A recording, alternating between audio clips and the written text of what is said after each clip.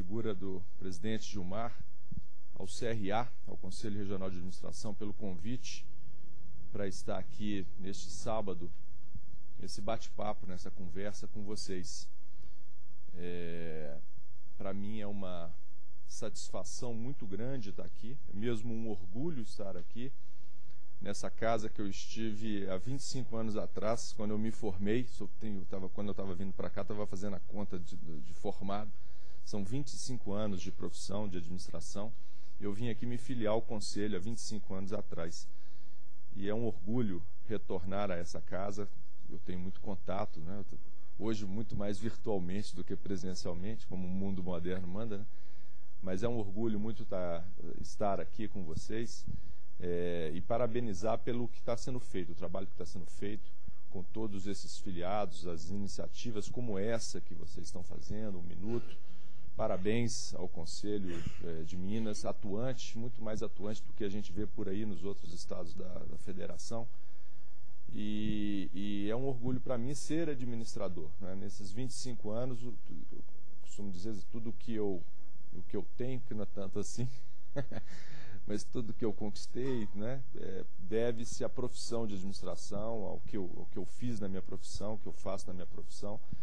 E é uma escolha que eu dou como acertada, né? Eu me formei em graduação em administração, reforcei esses votos fazendo o meu mestrado em administração e depois novamente reforcei fazendo o doutorado em administração. Então eu fiz toda a minha carreira e espero ainda continuar por muitos anos nesse tema tão complexo às vezes, mas tão instigante para nós, né? Essa lida diária com as organizações do Brasil por aí, né? E o que eu vou trazer aqui, o que vamos trazer aqui, é um pouco do aprendizado que a gente tem tido com as empresas, né? Empresas de médio porte, empresas de grande porte, aqui de Minas Gerais, mas também grandes corporações nacionais e multinacionais espalhadas pelo país, ao longo dessa trajetória, desses 25 anos, dos quais eu passo, né? Sou da Fundação Dom Cabral há 20 anos. Esse ano vou fazer 21 anos de Fundação Dom Cabral. Então, o que eu quero trazer aqui é um pouco desse aprendizado. E nós aprendemos muito, todo dia a gente aprende muito lá, porque dos nossos princípios, dos valores, é que a Fundação Dom Cabral não tem a pretensão, embora a escola de negócios, escola de educação executiva, não tem a pretensão de ser a proprietária do conhecimento, né? O conhecimento ele está nas empresas, ele é desenvolvido diariamente por empreendedores, né? O empreendedor é um bicho todo particular, né? É um sujeito que tem duas características: ele tem uma coragem de fazer alguma coisa, né? Ele tem coragem de assumir riscos e ele tem uma vontade de fazer algo significativo, né? Nem todo mundo reúne essas duas características, né? Vontade de fazer alguma coisa significativa e coragem para assumir riscos. Quando você tem esses dois ingredientes, você tem um empreendedor que, tendo um bom produto, um bom negócio, um bom mercado, a empresa cresce. E é isso que, se a gente parar para observar, parar para entender o funcionamento desse bicho empreendedor, nós vamos compreender o que é administração. E nosso trabalho na Fundação Dom Cabral, então, não é simplesmente gerar o conhecimento, mas é organizá-lo, entendê-lo, decodificá-lo e transferir para os executivos nos programas que a gente tem lá, né? Podemos depois bater um papo sobre a questão do nosso trabalho lá também, se for de interesse. Mas o que eu vou falar aqui, eu dei o nome de desafios da gestão empresarial, são algumas das tendências que eu acredito que as empresas já estão vivendo, já estão passando por elas, né? Não existem rupturas, né, drásticas na vida. A vida é um tijolo em cima de outro tijolo, mas algumas tendências que as empresas de pequeno, de médio, de grande porte, cada uma à sua maneira, cada uma à sua medida, já estão passando e vão ser impactadas significativamente daqui para frente, né? Reuni aqui 10 tendências, 10 desafios que os administradores vão ter que ter atenção para o desenvolvimento da empresa em que atua. Eu queria, então, inicialmente, para contextualizar esses desafios, não entrar neles diretamente. Para onde que eu aponto? Para cá?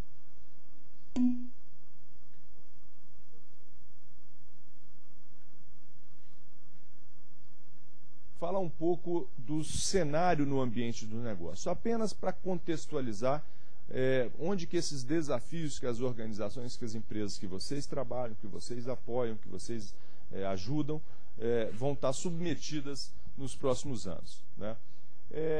Que cenário é esse que a gente vai ver cada vez mais intensamente daqui para frente? Um cenário de brutais transformações no ambiente de negócios, e só vão sobreviver nesse cenário as empresas que conseguirem ter uma capacidade de adaptação a essas mudanças no ambiente de negócio e uma capacidade de atender às necessidades evolutivas do seu cliente. As empresas que não conseguirem adaptar-se velozmente a essas transformações e, especialmente, não conseguir adaptar às necessidades do seu mercado, do seu cliente, às exigências do seu mercado, elas não merecerão sobreviver e muitas empresas vão ficar pelo caminho nesse tempo.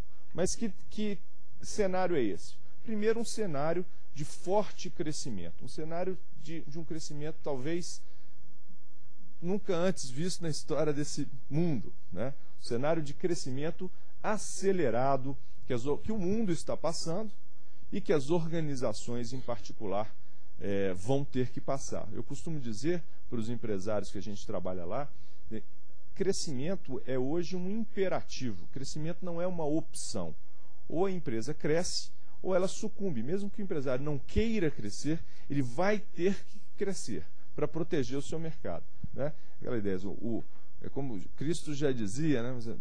Crescei-vos e multiplicai-vos. É um imperativo. O universo está em expansão. As organizações vão ter que estar em expansão também, né? A economia, alguns dados, a economia global, ela dobrará nos próximos 20 anos, um crescimento impressionante. É a nossa hora, é a nossa vez, a vez da nossa geração. Tem um amigo empresário que diz isso, quando os crescimentos recentes que o Brasil teve, eu não passei, eu não peguei, né? Quando teve a época do Juscelino Kubitschek, eu não era nascido. Quando teve o milagre econômico, eu era pequeno. Então agora eu não posso perder essa oportunidade do crescimento dos anos 2000, né? Tem que estar nela, é a minha vez de crescer. Deve haver um equilíbrio nas fatias globais de mercado, né?